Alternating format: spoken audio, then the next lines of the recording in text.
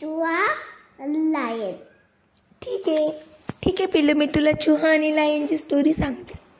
एक असतो चूहा म्हणजे उंदीर मामा, आणि एक असतो लायन, जंगलाचा राजा, मोठा सिंह जो चालतो ना जंगलमध्ये, तर सगळे प्राणी त्याला घाबरतात आणि इकडे तिकडे पळतात. तो आला की तो आहे जंगलाचा राजा.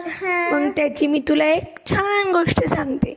एक असतो सिंह, तो काय करतो, जेवण करतो आणि त्याला खूप झोप लागते. एकाच मस्त थंड अशा आंब्याच्या झाडाखाली तो झोपतो. तिथंच जेवण करतो आणि तिथंच झोपतो. त्याला खूप गाढ झोप लागती. दुपारी ऊन पडलेलं असतं छान 12 नंतर. आणि तिकडून मग ना सगळं शांत असतं, सगळ्या साईडनं सगळं शांत असतं झाडाच्या आसपास. मग नंतर झाडाच्या खोडामधून उंदीर मामा बाहेर निघतो. उंदीर मामा तिथंच त्याचं बीड असतं.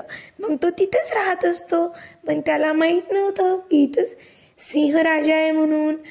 तर तो काय करतो, तो खेळत असतो उंदीर मामा, इकडून तिकडे पळत असतो आणि तो पाहतो सिंह, पण तो तर सिंह तर झोपलेला असतो.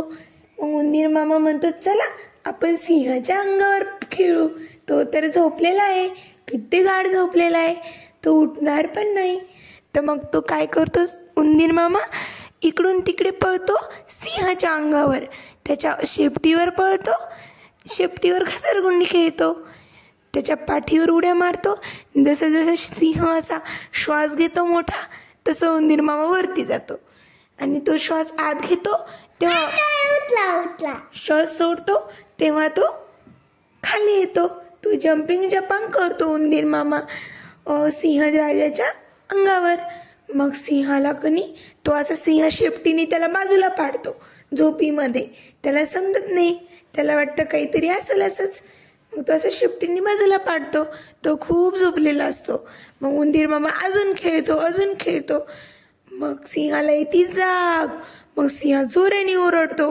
उंदीर मामा घाबरतो. मग तो घाबरला की लगेच सिंह काय करतो, इकडे तिकडे बघतो कोण आहे. उंदीर मामा पटकन पळायचा प्रयत्न करतो आणि सिंह त्याला त्याच्या हाताने उंदीर मामाला असं घट्ट पकडतो. काय रे म्हणतो, मला का परेशान करतोयस, माझ्या अंगावर का खेळतोयस, तुला माहीत नाही का मी जंगलाचा राजा आहे, माझ्याजवळ खेळतो तू. मग तो उंदीर मामा म्हणतो, नाही मला माफ करा, मला जाऊ द्या राजे, मला जाऊ द्या, मला त्रास नका देऊ, मला खाऊ नका तुम्ही, असं म्हणतो. मला खाऊ नका, प्लीज मला खाऊ नका, मला माझ्या मम्माकडे जायचं आहे, असं म्हणतो. मग लगेच तो सिंह म्हणतो, तू मला का परेशान केला, आता मी तुला खाणार आहे. मग तो उंदीर मामा म्हणतो, मी तुम्हाला कधीतरी मदत करेल, प्लीज मला खाऊ नका. तो उंदीर मामा म्हणतो, ठीक आहे, तू छोटा आहे म्हणून सोडतो, पण तू तरी काय मदत करा, मी किती मोठा आहे, माझं कोण तू मदत कसा करू शकतो माझी, असं म्हणतो. मग नंतर काय म्हणतो, उंदीर मामा म्हणतो, करेल मी नक्की करेल तुमची एखाद्या वेळेस मदत. मग लगेच सिंह म्हणतो, ठीक आहे, तसं पण माझं पोट भरलेलं आहे, मी पोट भरून जेवलोय आज आणि त्याच्यामुळे मला भूक नाही आहे, म्हणून मी आज सोडतो तुला. तो मग सोडून देतो उंदीर मामाला.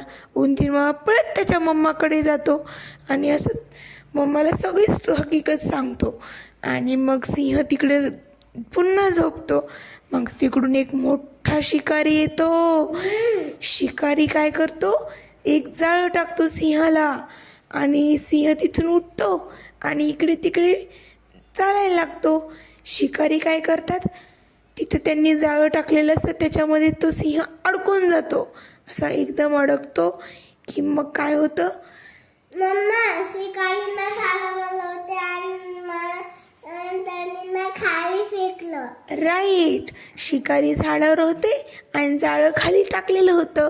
मग जेव्हा सिंह त्या जाळ्यावर गेला तेव्हा शिकाऱ्यांनी ते जाळं घट्ट केलं. मग तो सिंह त्या जाळ्यामध्ये अडकल्यावर मग त्यांनी त्या सिंहाला घेऊन चालले. मग ते काय केले, त्यांनी तिकडून उंदीर मामा सगळे प्राणी जंगलातले पाहू लागले आणि म्हणू लागले, अरे आपला राजा तर पकडला गेलाय. राजाला तर कुणीतरी आपल्या राजाला जाळ्यामध्ये टाकलंय. मग उंदीर मामा पण पाहत होतं हे सगळं. मग उंदीर मामाला आयडिया आली. उंदीर मामाचे दात असतात खूप असे खूप कणखर दात असतात, एकदम काचाकच चावलं की तो काहीही करू शकतो. त्याचे दात खूप असे आणीदार असतात.